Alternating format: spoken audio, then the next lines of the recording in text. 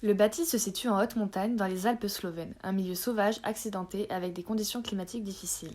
C'est un refuge alpin créé en 2015 en collaboration avec des étudiants en architecture d'Harvard et l'agence d'architecture slovène Office. Ainsi, l'objectif était pour les étudiants de concevoir un abri innovant qui répond également aux besoins du climat alpin extrême.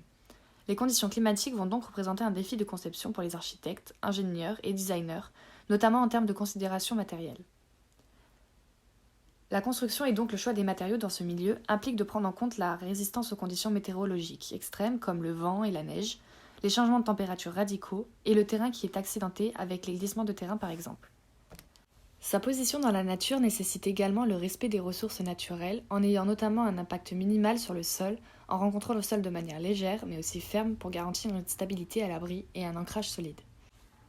La conception se compose de 3 modules, ce qui permet une facilité de transport et en termes de programmatique, cette conception permet de diviser les espaces.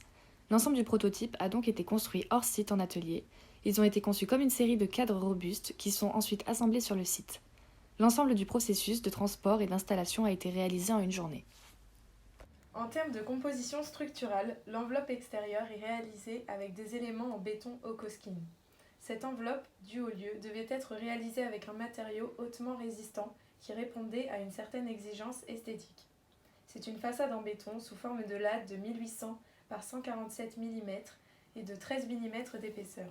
Ce matériau permet un montage assez simple, résistant au feu.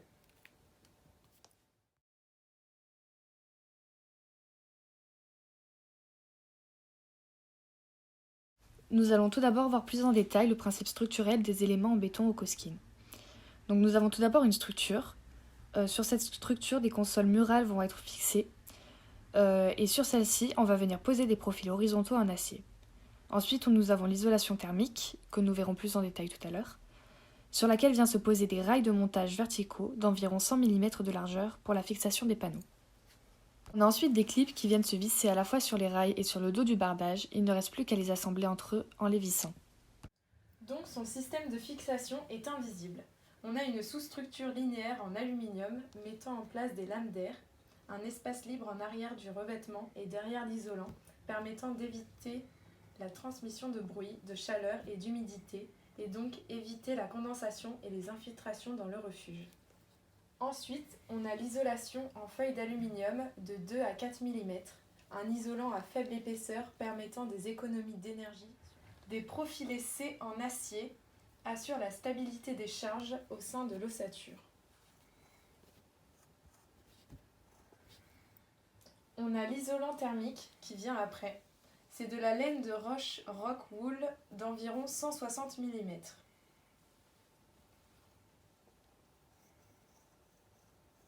Ensuite se trouvent les lattes de bois verticales de Mélèze, servant de sous-structure de 40 pour 40 mm. C'est un bois résineux, dense et durable, très résistant. On vient ainsi poser dessus la finition en latte verticale de bois de Mélèze. Posé afin de venir y déposer une fenêtre en verre structurel triple vitrage, qui a été calculée pour résister aux fortes charges projetées de vent et de neige. Ensuite, c'est la même composition pour le sol, avec en plus un revêtement de la partie inférieure. Pour les fondations, ce sont des connexions à broches en acier stratégiquement placées et fixées à une plaque en acier placée sous le module. Les fondations vont ensuite être entourées d'une roche artificielle époxy qui va servir de stabilisateur.